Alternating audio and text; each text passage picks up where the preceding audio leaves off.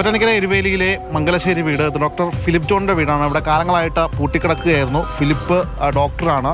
കൊച്ചിയിൽ ഒരു ക്ലിനിക്കൊക്കെ നടത്തി അവിടെയാണ് താമസം. അദ്ദേഹത്തിൻ്റെ 3 മക്കൾ ഡോക്ടർമാരാണ്. അവർ വിദേശത്താണ്. ഈ വീട് ഏകദേശം 14ഓളം ഏക്കറുണ്ട്. കാട് പിടിച്ച് കിടക്കുകയാണ്. ഇവിടെയാണ് ഇവിടുത്തെ പ്രദേശവാസികളൊക്കെ ആയിട്ടുള്ള ആളുകളും മറ്റുമൊക്കെ ഇവിടെ വരാറുണ്ട്. രാത്രിയും മറ്റുമൊക്കെ കയറി വിവിധങ്ങളായിട്ടുള്ള ആളുകൾ ഇവിടെ എത്തി സാമൂഹ്യ വിരുദ്ധ പ്രവർത്തനങ്ങളും മറ്റുമൊക്കെ നടത്താറുണ്ടെന്നൊക്കെ ഇവിടുത്തെ പ്രദേശവാസികളും മറ്റുമൊക്കെ പറയുന്നു. പക്ഷെ അങ്ങനെ ഒരു ദിവസം ആണ് ഇവിടെ ഇങ്ങനെ ഒരു കാഴ്ച കാണുന്നത്. ചെതൽപ്പുറ്റും മറ്റുമൊക്കെ ഇവിടെ നമുക്ക് കാണാൻ കഴിയും. കാരണം അത്രയേറെ വർഷങ്ങളുടെ പഴക്കം ഇതിനുണ്ട് എന്ന് നമുക്ക് ഈ ദൃശ്യങ്ങളിലൂടെയൊക്കെ വ്യക്തമാണ്.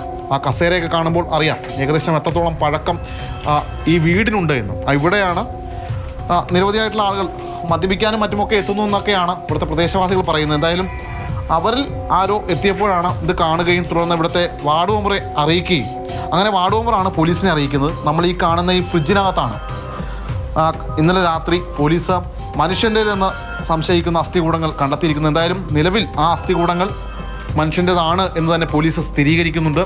അതായത് 3 കവറുകളിലാക്കിയാണ് ഈ ഫ്രിഡ്ജിനുള്ളിൽ ഈ ഡ്രേയിലായിരുന്നു ഇരുന്ന് വെച്ചത്. 3 കവറുകളിലാക്കി.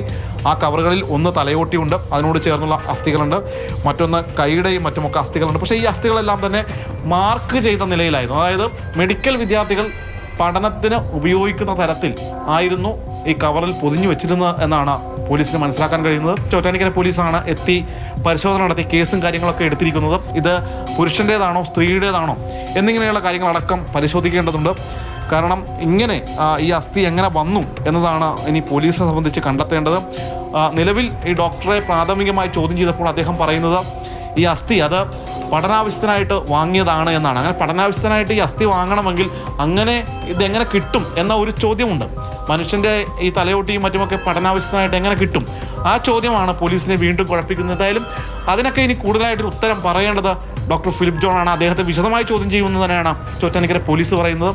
നിലവിൽ ഈ ഫ്രിഡ്ജിനകത്ത് നിന്നാണ് ഈ അസ്ഥികൂടങ്ങൾ കിട്ടുന്നത്. മറ്റ് അപ്പുറത്ത് റൂമും കാര്യങ്ങളൊക്കെ ഉണ്ട്. ഇവിടങ്ങളിൽ ഇത് പൂർണ്ണമായിട്ടും ഒരു ഉപയോഗശൂന്യമായ വീട് എന്ന് തന്നെ വേണം പറയാൻ. ഒരുപക്ഷെ രാത്രികാലങ്ങളിൽ ഇവിടുത്തെ ആയിട്ടുള്ള വിവിധങ്ങളായിട്ടുള്ള ആളുകൾ വന്ന് മദ്യപിക്കുകയും മറ്റുമൊക്കെ ചെയ്തിരുന്ന ഒരിടമാണ്. അവരിൽ ആരോ ഒരാൾ ഈ ഫ്രിഡ്ജ് തുറന്നപ്പോൾ കണ്ടെത്തിയതാവാം ഇങ്ങനെ ഒരു അസ്ഥികൂടം. ഈ വീടിൻ്റെ അകത്ത് തന്നെ കാണാം. കാരണം ഒരു ആൾതാമസവും പാർപ്പുമില്ലാതെ എല്ലാ സാധനങ്ങളും ഇങ്ങനെ അലങ്കോലമായി കിടക്കുകയാണ്. എന്തായാലും അപസർപ്പകതയെ വെല്ലുന്ന തരത്തിലുള്ള കാര്യങ്ങളാണ് ഇവിടെ നിന്നിപ്പോൾ കിട്ടിയിരിക്കുന്നത്. മനുഷ്യൻ്റേതെന്ന് സംശയിക്കുന്ന അസ്ഥികൂടം അത് കവറുകളിൽ പൊതിഞ്ഞ് വെച്ചിരിക്കുന്നു. എന്തിന് ഈ ഫ്രിഡ്ജിൽ ഇങ്ങനെ കവറിൽ പൊതിഞ്ഞ് ഈ അസ്ഥികൂടങ്ങൾ വെച്ചു എന്ന ചോദ്യം, ഇത് ആരിൽ നിന്ന് കിട്ടി, എവിടെ നിന്ന് കിട്ടി എന്നതിനെല്ലാം ഇനി ഉത്തരം കണ്ടെത്തേണ്ടതുണ്ട്. അത് കണ്ടെത്താനുള്ള അന്വേഷണത്തിലാണ് ചോറ്റാനിക്കര പോലീസ്. നിലവിൽ ഇത് സംബന്ധിച്ച DNA അടക്കമുള്ള പരിശോധനയ്ക്കായിട്ട് കാക്കനാട്ടിലെ ലാബിലേക്ക് ഉടൻ തന്നെ ഈ അസ്ഥികൾ മാറ്റുമെന്നാണ് ബന്ധപ്പെട്ട പോലീസ് ഉദ്യോഗസ്ഥരും വ്യക്തമാക്കുന്നത്.